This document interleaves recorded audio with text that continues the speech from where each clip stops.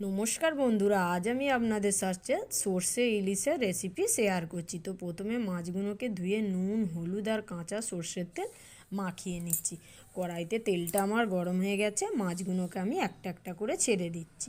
মাছগুলোকে এখানে আমি খুব বেশি কড়া করে ভাজবো না, সামান্য হালকা করে তেলের মধ্যে ভেজে নেব। দেখুন মাছগুলো আমার ভাজা হয়ে গেছে, আমি এখন তুলে নিচ্ছি। তো এখন আমি এখানে সাদা সর্ষে, কালো সর্ষে, পোস্ত, কাঁচা লঙ্কা, নুন আর সামান্য সর্ষের তেল দিয়ে মিক্সিতে একটা পেস্ট বানিয়ে নিচ্ছি। ওই কড়াইয়ের তেলের মধ্যেই আমি সামান্য রসুন গ্রেট করে নিয়েছিলাম, ওটাকেও দিয়ে দিলাম। রসুনটা আমার হালকা ভাজা ভাজা হয়েই আর দিয়ে দিলাম সামান্য হলুদ। আর রসুনটা দেখুন হালকা ভাজা ভাজা হয়ে গেছে। এখন আমি দিয়ে দিচ্ছি দুটো টমেটো কুচি আর সামান্য পরিমাণ নুন, যাতে টমেটোটা তাড়াতাড়ি গলে যায়। কিছুক্ষণের জন্য ঢাকনা দিয়েছিলাম, দেখুন টমেটোটা পুরো গলে গেছে। এখন আমি বাটির মধ্যে 1 চামচ লঙ্কা গুঁড়ো আর 1 চামচ হলুদ গুঁড়ো গুলে নিচ্ছি। গিয়ে কড়াইয়ের মধ্যে এখন এটাকে আমি ঢেলে দিচ্ছি।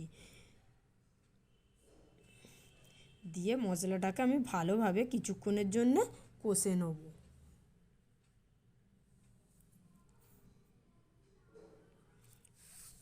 মশলাটা আমার মোটামুটি কষা হয়েই গেছে। এখন আমি যে সর্ষের পেস্টটা বানিয়ে রেখে দিয়েছিলাম, সেই পেস্টটাকেও এর মধ্যে দিয়ে দিলাম। দিয়ে ভালোভাবে কিছুক্ষণের জন্য কষে নেব। আপনারা এইভাবে একবার হলেও বানিয়ে দেখবেন, খুব সুন্দর খেতে হয়। আর আমার চ্যানেলটাকে একটু লাইক করে দেবেন, শেয়ার করে দেবেন। তো আরও কিছুটা পরিমাণ জল আমি এর মধ্যে অ্যাড করে দিলাম। এখন কিছুক্ষণের জন্য ওয়েট করছি যতক্ষণ না এটা ফুটে ওঠে। তো দেখুন এটা মোটামুটি আমার ফুটে গেছে। এখন আমি এরই মধ্যে দিয়ে দিচ্ছি সামান্য পরিমাণ লবণ দিয়ে দিয়েছিলাম। দিয়ে এখন মাছগুলোকে এর মধ্যে আমি দিয়ে দিচ্ছি।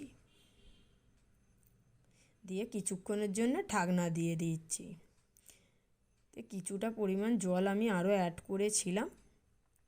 এখন উপর থেকে 3টে কাঁচা লঙ্কা চেরা দিয়ে দেখুন ঢাকনা খুলে এটা আমার রেডি হয়ে গেছে। আমি নামিয়ে নিচ্ছি। এত সুন্দর কালার এসছে দেখুন। এইভাবে একবার হলেও বানিয়ে দেখবেন।